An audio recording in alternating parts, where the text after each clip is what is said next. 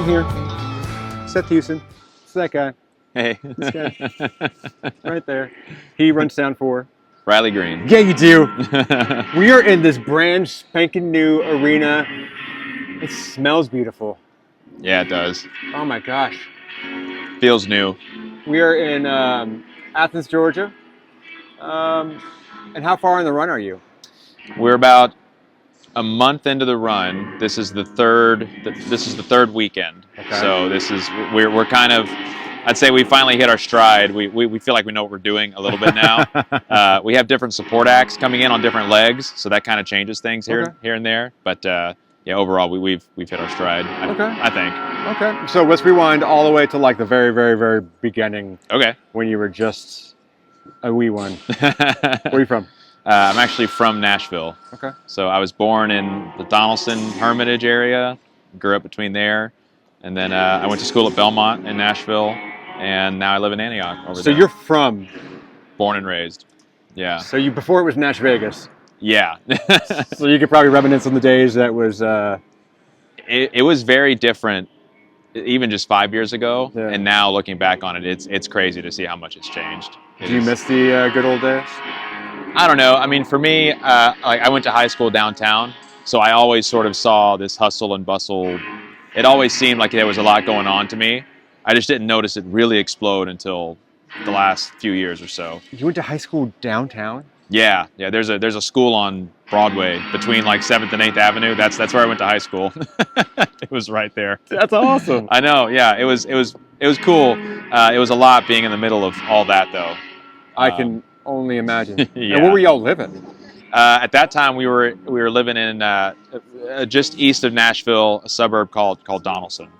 So you're in a suburb, but you were. But why downtown? That was it was a school that they called it a magnet school. Okay. So it was, you had to kind of sign up to get into it. It was for gifted, smart kids. Yeah, you are. I guess. Look where you are now. Let's go. So that was a place. I didn't want to leave the school that I was in. My mom was like, "No, you're going to the nice one." So my sophomore year, yeah, I transferred schools.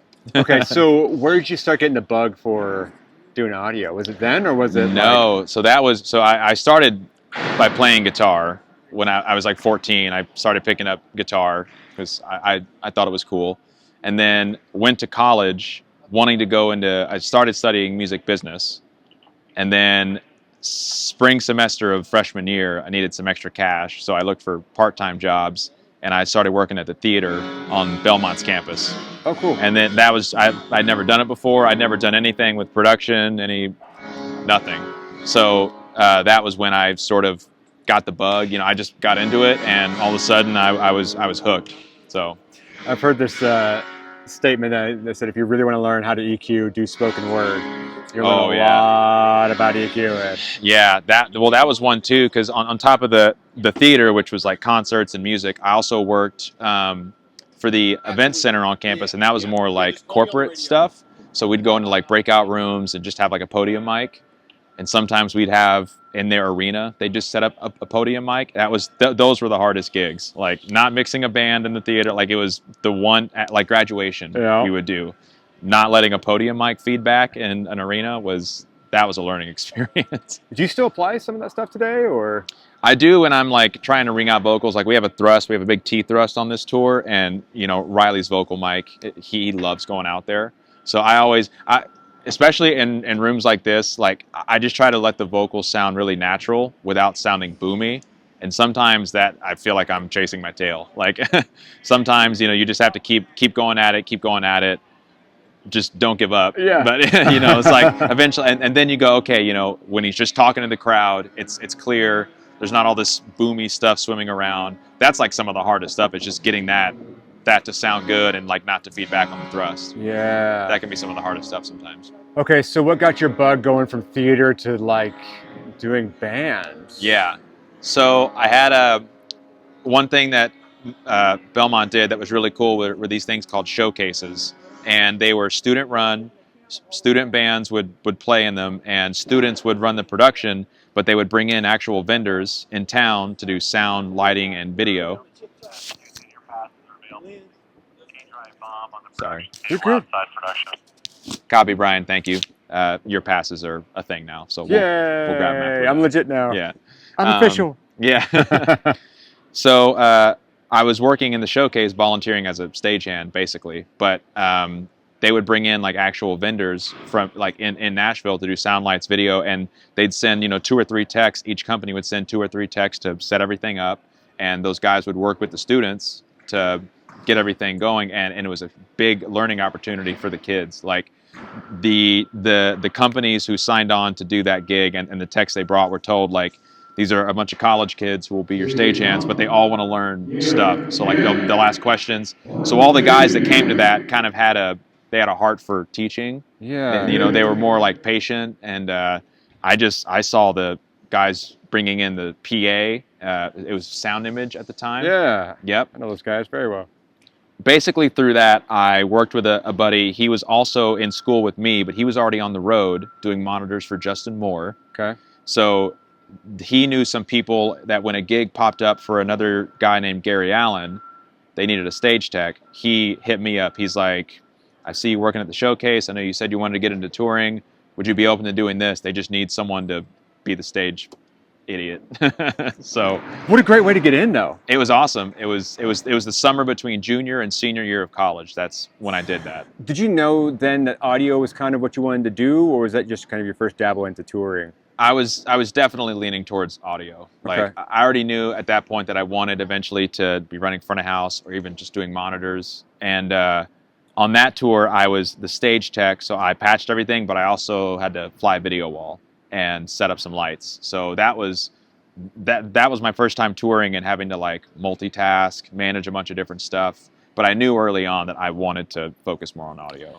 Okay, so from somebody who's done the school side of stuff, what's your thoughts on people who, because I get asked this a ton of like, what's the best avenue to be able to go do this? Do you think that school is important to be able to get this job? I know it's not a necessity, but what's your thoughts on the education process as a whole right now? Yeah. To doing audio. Do you feel like it's kind of a missed hole, or do you think that I mean, for me, I'm grateful for the more technical stuff that I learned, but for my experience, the network that I got out of it was the most valuable thing. Like I still know people, whether it was professors or people that were classmates that now are also working in the industry, those are still connections that I have and use today. Yeah. And like I wouldn't have had those if I hadn't gone there and like worked with those guys. Some of the guys, I was running sound in the theater. Some of the music students are now, like one of them's in Riley's band. Like we worked with each other in the theater, right? Like little rinky-dink shows. So those connections have been the biggest part. At the time, the school I went to only had like 2 audio classes. Now their program has grown substantially to have more focus on live sound because the industry has realized how much more revenue is shifting from maybe from studio work, purely based studio audio, into live productions. So looking back now, is there anything that you would have changed in terms of like your schooling for it? Yeah.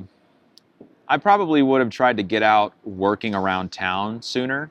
Like I worked a lot on campus and, I sort of treated like I was able to cut my teeth doing stuff. Those were definitely valuable times, but like I would have tried to have gotten out and just hung around the sound companies more, or like maybe even, doing something at a bar downtown every now and then. Like I would have tried to get out around town and network maybe a little sooner, if that makes sense. It's funny because I equate this a lot to the military, being like, because I was I quit touring and joined the military. Oh, okay. And that's cool. I didn't know that. It's a lot of similarities to this, especially with going to school. But even when you go to a school or a technical school, you still have to learn the practical application of doing the job, and that cannot replace the schooling. But it's a great avenue for it. But then you go out on your deployments or out on the road, and it's tough on the road, man. Especially being gone for such a period of time, you get in your groove and you get in your way of stuff, and you come back to this, and it's like, okay, well, that whole routine is now gone, and those people I saw all the time are now not there. Yeah. So I mean, for me, that's the craziest part about weekend warrior style. So Riley is like most country singers. He tours mainly on the weekends, which I love being home during the week. It's amazing. I know not everyone gets to do that who's touring. Yeah. But it can be really jarring constantly going back and forth between being home and being out here. Yeah. And sometimes it seems like it'd be easier to just be gone for your 8 weeks, whatever, and then you're home. You can assimilate into each one. So especially in country music, that can be extra work to constantly flip flop. So explain for people who don't know, like there's a different circuit from like rock to country. What's the country circuit? Explain that a little bit. Yeah, so I mean, a lot of it is weekend-based touring. I think because there's more of an emphasis on family and home life in this genre, genre of the industry, for whatever reason. So a lot of the times you'll see people heading out of town on a Wednesday or Thursday, doing shows Thursday, Friday, Saturday, and then coming back home on a Sunday. And for whatever reason, that's where you see most of Nashville working. So everyone's usually home on a Monday or a Tuesday. So any networking events, anytime we're trying to get together, we all know we're usually home during the week and no one's around on the weekend. we're all gone. And also I think that, the crowds that like to come to country, they don't like to come to shows in the middle of the week as much. They want to go out and have a fun Friday or Saturday night after a long week. Today's an exception. Today's a Thursday, but still close enough. Close enough, right? Friday Eve. Yeah, exactly. Okay, so from that tour, where did you go? You were doing stage manager, stage tech. Yeah, so on the Gary Allan tour, I was just the stage tech. I was 20, and the next person above me in age was 30. Everyone else was in their 40s, so I got hazed super bad. I actually was only there for about 8 months because I left on good terms to like finish school. Like they were going to go to Australia. They were offering me to come on full time and gave me the choice to just basically to leave school and just go out to work for them. I chose to stay. I was already going into my junior year, so I was already 2 years in. I didn't want to, I wanted to finish it out. Was that a tough decision? It was super tough, yeah. And they gave me a ton of crap for it at the time. Oh, that'd be so hard. It was a lot, man. I mean, I don't regret it at all. I was gonna say, looking back now, do you feel like that was? I do, because as I got older, like as an upperclassman, I was able to go into some more like leadership roles on those things, like the showcase thing I was talking about. Like my senior year, I got to production manage one of them. So like stuff like that was just huge. And it also would have been great to get on the road sooner and make some more money sooner, probably, and make some more connections. But I don't really have any regrets. Okay, so you go back to school, you graduate. Yeah. What's after that? So my senior year of school, I started working part-time at Sound Image. Gary Allan, that first gig, they used Sound Image gear. Okay. So that was my first encounter working with a company, seeing how they packed stuff, seeing their cases. So I just got in with them. Senior year, I was part-time, and the moment I graduated, I just went on full-time. Like I already kind of had a gig to walk into, which was great. That was my full-time gig, man, for like 6 years. It was going back and forth between being in the shop, checking cables, prepping rigs for artists, and then maybe going out every now and then to do like a local gig in town or something. Through that, I got hired on to tour with a guy named Jared Neiman. Okay. He was taking out Sound Image gear. They needed someone to go out and run. That was my first front of house touring gig. That was front of house PM. It was one bus, one trailer, and a ton of fun. It was a lot of partying. Good guys. Like it was a good first gig. That's awesome. Yeah, like 22, had no idea what I was doing, but I was a production manager. That was fun. And then, I mean, honestly, basically, I was with him for a couple years, and then I went from that to another country singer named Easton Corbin. Yeah. Was with him for like 3.5 years, and then left Easton, came to Riley as his production manager first. So for like 8 months, I PM'd. Then I left Riley to go to a different artist named Ian Munsick. I miss doing audio a lot. And so I wanted to get back into like a front of house PM role instead of just production managing. Worked with Ian Munsick, and then Riley's front of house engineer left. She took another gig, and they called me back here just to mix. And that was a couple of years ago, and I've been here since. Do you miss doing any PM stuff? I mean, sometimes it's just hard to turn that part of your brain off.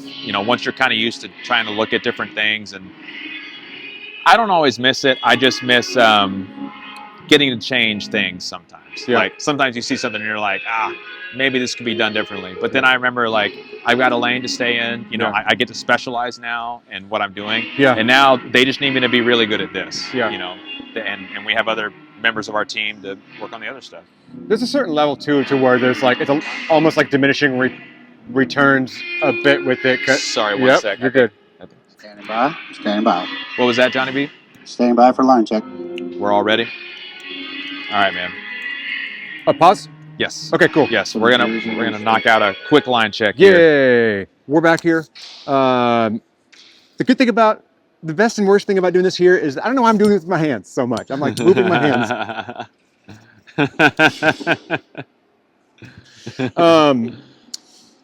I chose the worst place to do these and the best place to do these because it's on tour and stuff happens and we have to pivot all the time. So we're back.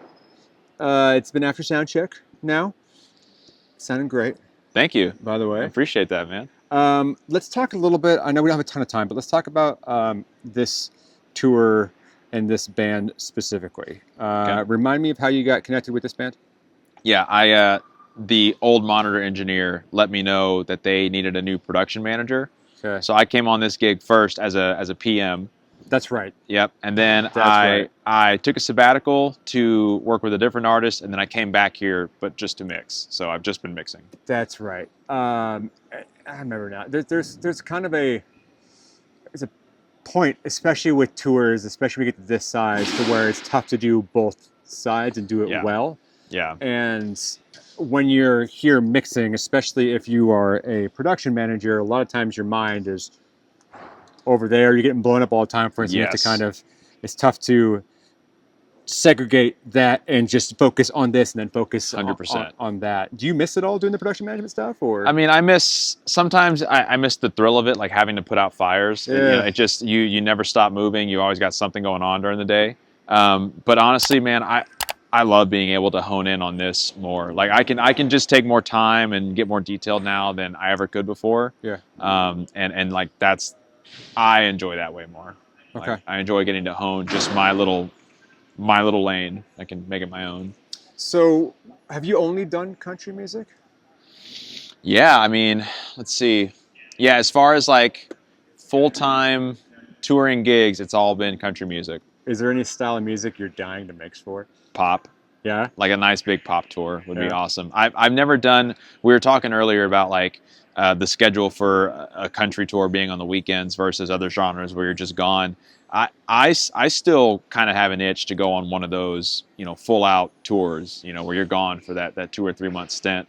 I know it'd be rough in many respects, but it's something that I haven't done before.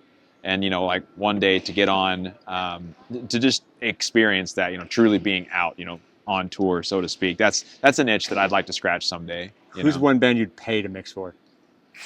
Wow. Favorite rock band is a band called Deftones. Would love to mix them. Who? I'm sorry. Who? Yeah, I know. And then favorite pop, pop right now would probably be Sabrina Carpenter. Okay. She's got such the production is just so sleek, and like I could just see that. I've seen videos of her live. It sounds great. Like something like that, I would love to get behind on that. Favorite song to mix in this tour? Would have to be, honestly, Different Round Here. The one where it's not the first song, but it's the first big song of the set. There's just something about like the emotion that hits when it's really full on and the crowd really lights up for the first time. Like you really hear them, just that first big applause of the show. There's something that like I can't replicate that. Like the guys kill it the whole set, and even if I have a great show, like something about that first song, the way we explode into it, it's definitely my favorite. What was the most challenging one to get dialed in?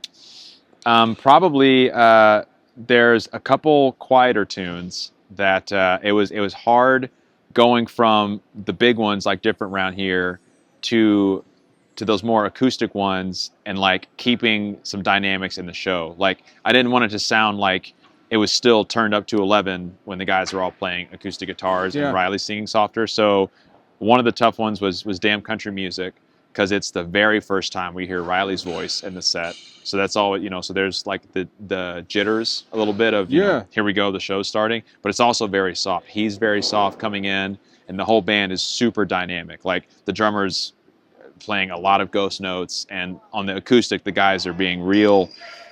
It's awesome. It's just very, like, I have to really hone in and then the rest of the show from there, we turn up the electrics and like we're going. But that first song, like just need a moment to have like a little bit more of like a delicate hand. Yeah. And it's tough to do that at the very beginning of the set. Like I just want to rip it open right away, and that's one of the tough ones. But I feel like we've really got it dialed in now. I feel like with engineers, especially new, there's this like I want to get full volume out of it, and then you kind of mix you push up volume when you're a little bit more insecure with it, so you're kind of going quantity over quality with it. But there's that stage for engineers when you have to dial it back, and can you get that same dynamic and clarity when you're dialing that back? And that's a tough thing to do. Yeah, a really tough thing to do. Keeping dynamics live is something that I've been thinking about a lot on this tour. Yeah, because like we have a little more leeway with keeping our show dynamic than like studio records do. Sure. Everything kind of lives in this same dynamic range with most like popular music today. Yeah. Like listening to the record live, we can have more dynamics, but we still can't have too much. I don't think. Like I think there's still areas where if you can get your mix to kind of sit in this area where you kind of live in this nice, I don't know how to explain it. There's a sweet spot where you can sort of live in this area on your meters or with your volume, and it feels right. Like there's still dynamics. It doesn't sound like it's really squished, but it sounds like it's more produced. Yeah. Like I listen to a lot of Pooch's stuff, and his way of summarizing it is perfect. It's mixing a record with impact. So like I think that's the goal, is something like that. So what's one of the coolest tricks you've learned recently?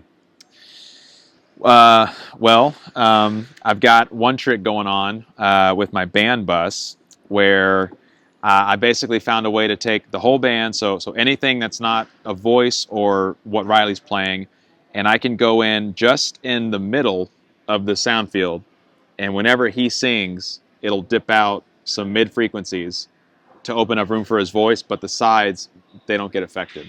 So all the stuff that I have panned out, like some guitars, even like cymbals, we have a lot of utility stuff like steel guitar, like that stuff stays here, where it needs to, but just in the middle, just when he sings and digs in, it just makes a little space. I'm gonna have you walk me through that here. I will, yeah. That's awesome. And it kind of breathes, like when he's really digging in, it'll go, but when he lets up, it's not as severe. So I've come to really enjoy that one. That's cool. Walk me through your tuning process when you come out. Are you doing pink noise? Are you doing a song, virtual sound check? So out here, it's a little different versus when we don't have our own PA. So out here, Elliot, our system engineer, is really dialed in on what I like to hear and like where I like to start with a tuning. So out here, he'll use his pink noise. He'll voice the PA to how he knows I want it to sound and how I want it to measure on like Smart. And then he'll turn it over to me and let me listen. And usually on days like today, maybe I make another cut, maybe two, but he gets really close. He just knows what I want. On days where it's not our PA and maybe Elliot's not there, I will get a lot more involved. I'll put out some of my own microphones, and basically I use pink noise and I take a bunch of different measurements, a bunch of different locations, different parts of the PA, and I basically average data together to get an idea of what's going on. Because whether it's a room like this or it's a windy field, it's so hard to get like good actionable data when there's it's just the real world sound splashing around everywhere, or the wind outside destroys you can't get any good data. So I like to get a lot of data with pink noise. And for that first half, I'm looking pretty hard at the graph and what it's doing. And then when I kind of get it to a starting point, that's when I'll start doing virtual playback. And then I kind of try to put the graph away and just listen more with my ears. I sort of start analytical and then get a little more less analytical as I go. So I love that. Do you just take an average of all of them? Mm-hmm. Yeah. So I'll take an average of the mains, just the mains together, and I'll just look at it. I'll just kind of sit with it. Yeah. Because then I know that if I'm in a spot and I hear something that sounds weird, or if I keep hearing something, under the front of house tent at a festival, I can always look back at it and say, okay, like I took a bunch of these measurements in the room, and this is what the this is what the transfer function looks like.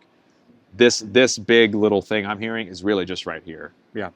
I probably don't have to get rid of that. I can, but then it's going to sound weird for everyone else. It'll sound great right here.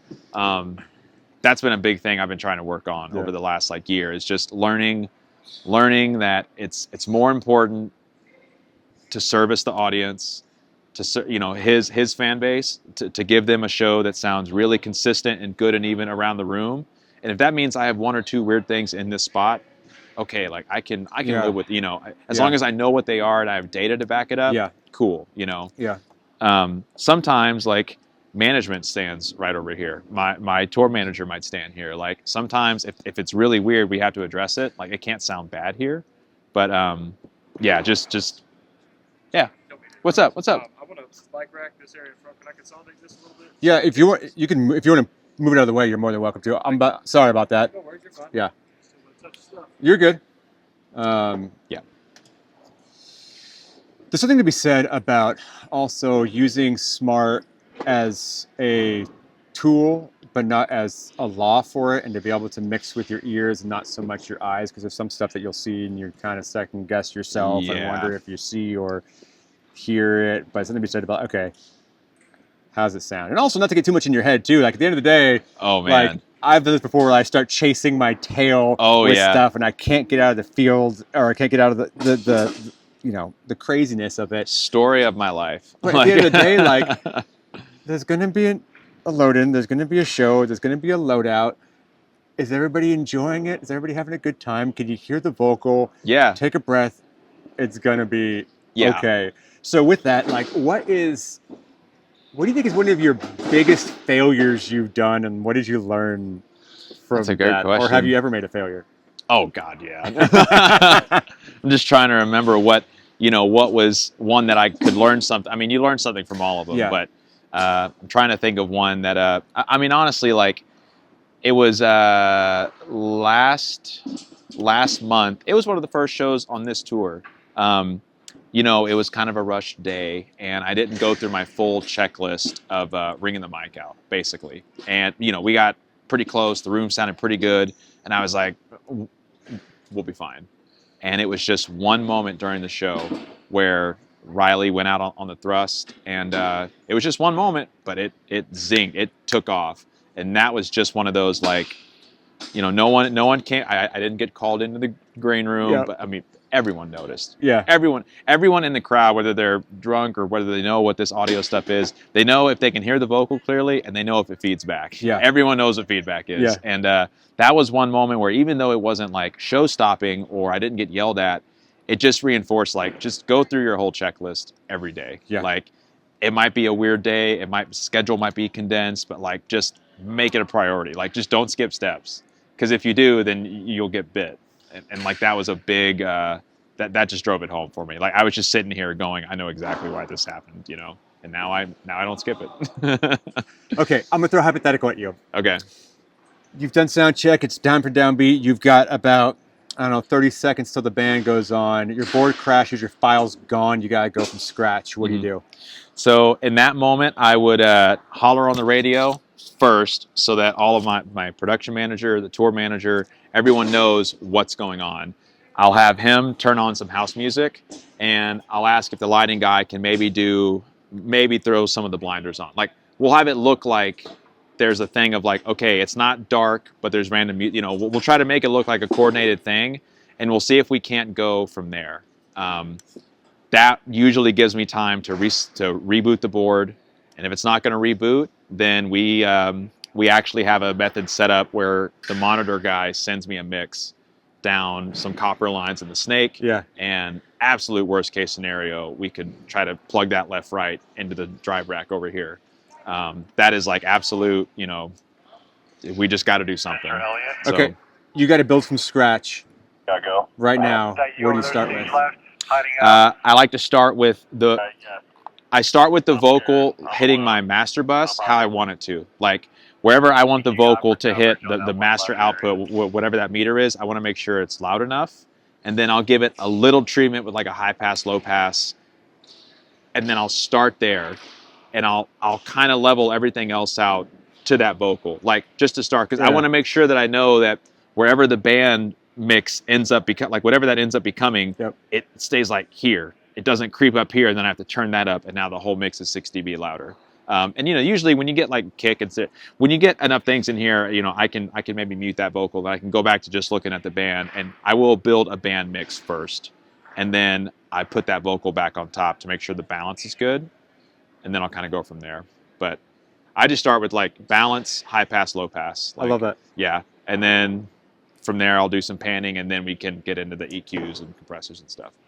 Okay, I'm gonna throw different instruments at you. Tell me what effects you're gonna use on it. Okay. Bass guitar. Chorus, if I can, or if it really needs it, I'll double patch it and put it through like a Sans amp, like a crunchy amp, like a Yep. distorted sound, and I'll blend that in with the dry, full sound. Lap steel. A lot of the times, I won't even touch it. Okay. If they have effects, a lot of the times they're sending me effects now, and so I can keep things dry. But if I have to do it, I'm going to put a little bit of delay, like a dotted eighth. Nothing that sounds like a real delay, but just something to put it in a space, and a little bit of reverb, Okay. just to make it go from here to kind of here. Fiddle. Same thing. Not the delay, but same thing. Just a little bit of reverb that I can use to put it in a space. What is the best piece of advice you've gotten from one of your mentors? Just for touring in general, just to have integrity and just don't pretend to be something. Like just don't be the loudest person in the room, but just be who you are. Yeah. And keep having integrity. As far as audio, it's just keep the vocal on top and learn to accept when there's things you can't change. Whether that's a weird room, or you're in a bad mixing spot, or maybe, not with this band, thankfully, but maybe you're mixing someone that is just, the sources aren't what they should be coming from stage. Like just Yeah. learning to accept what you have to work with, and then going from there, instead of killing yourself because you can't turn, you can't make something from nothing. So instead of telling yourself that you need to do that, just learning to accept what you need to, Yeah. and go from there. That's That's good, man. I'm still, like, every day I still have to tell myself that, but that's probably been the best one that I could think of. I like that. That's good. Oh yeah, we're doing the random instruments. Yeah. Snare drum. 2 reverbs on it. Okay. One that's a very short ambient verb that's just meant to make it, like, it's just meant to beef up the sound and make it sound a little bit wider, make it sound like it's in a room. And then a second verb that's the effect. It's maybe for a ballad, it's a long verb. Maybe for another one, it's a shorter one. It's automated, let's say. Yeah. The other one is just an ambient. This goes with the snare sound, and then those two, that kind of stays here, the ambient, and the other one kind of rides with the show. Acoustic guitar. Acoustic lead guitar. Acoustic lead guitar, definitely like a nice room reverb. Depending on what it is, usually just cracked in there, not enough to hear, like just enough to give it a stereo feel, and to make it feel like it's supposed to be there, not just this dry thing coming right at you, like fighting with the vocal. Female backup singer. I'll blend in chorus. Okay. Like I won't just turn chorus on, whether it's a send and return thing, or whether I'm using like a blend knob. I'll just crack it open just enough so that it feels like there's it just feels like it's a different texture than the lead vocal. And I'll probably boost some high end if I can get away with it to give it a different sound. Okay. Male backup singer. Same thing, Okay. but probably less high end boost, and probably a little more chorus if it's a lower, like more muddy Okay. thing. Okay. So this is what I'm going to do. I am going to grab this camera real fast, and let's do, for the people who are Patreon, let's do a walkthrough Okay. of your console. Cool. If you don't mind, and tell us, maybe show us how you did a little trick. Yeah, I know man. we're kind of running short on time with it, but if you're, first, if you want to support this channel, go down to my website. You can join Patreon or YouTube membership. You can get a t-shirt, whatever. Thank you for your support with this. So if you're one of those members, we're going to go on to that right now. And yeah, let me grab this real fast. Cool. And then we're going to rock with this. So walk me through Eh.